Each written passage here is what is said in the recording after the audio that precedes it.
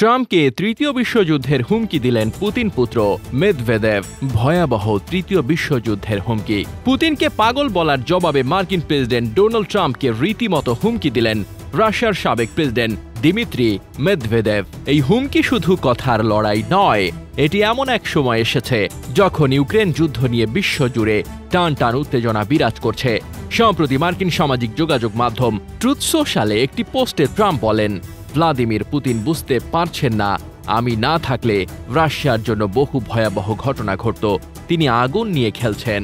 ট্রাম্পের এই মন্তব্যে ক্ষিপ্ত হন মেদভেদেভ।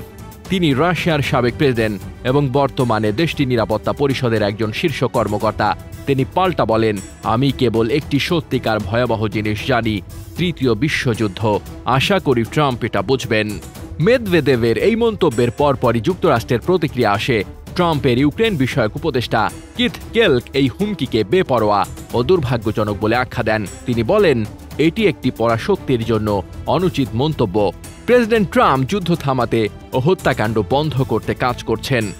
এমন পরিস্থিতিতে আলোচনায় কিছু আশার আলো দেখা যাচ্ছে।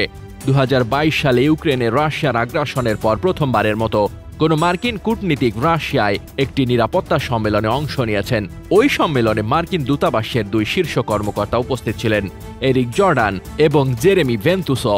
এটি কূটনৈতিকভাবে একটি গুরুত্বপূর্ণ পদক্ষেপ, যদিও দুই দেশের মধ্যে উত্তেজনা এখনো চরমে।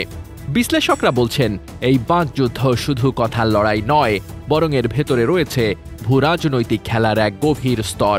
রাশিয়া এবং যুক্তরাষ্ট্র উভয়ই এই সংঘাতে নিজেদের শক্তির প্রভাব দেখাতে চায়।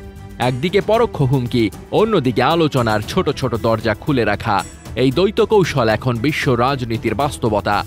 এই মুহূর্তে সবচেয়ে বড় প্রশ্ন, এই উত্তেজনা কি নতুন করে সংঘর্ষের দিকে নিয়ে যাবে, নাকি কূটনৈতিক আলোচনার একটি পথ দেখাবে? আপনার মতামত কি? এই বিবাদ আসলে কি ইঙ্গিত করছে? বিশ্বযুদ্ধের আশঙ্কা নাকি একটি কূটনৈতিক সমাধানের সূচনা? এই ধরনের বিশ্লেষণধর্মী ভিডিও পেতে আমাদের চ্যানেলটি সাবস্ক্রাইব করুন, আর কন্টেন্ট ভালো লাগলে লাইক দিতে ভুলবেন না।